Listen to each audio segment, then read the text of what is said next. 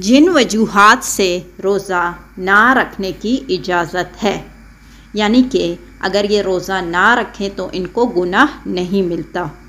Number 1، مسافر اگر سفر کرے تو اس کے لیے روزہ رکھنا ضروری نہیں، بشرطے کہ شرعی سفر ہو۔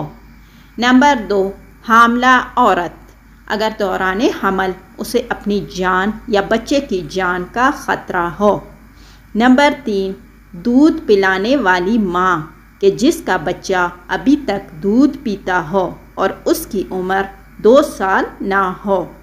نمبر 4، بیماری کوئی ایسی بیماری جس میں روزہ رکھنے کی طاقت نہ ہو یا ڈاکٹر نے روزہ رکھنے سے منع کیا ہو۔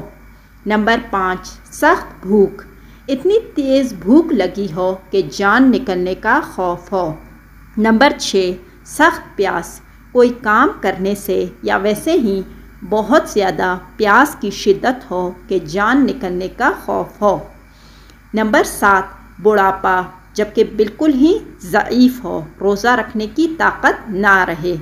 نمبر 8، کوئی زبردستی کرے اور جان سے مارنے کی دھمکی دے۔ نمبر 9، جہاد میں میدان جہاد میں روزہ رکھنا ضروری نہیں ہے۔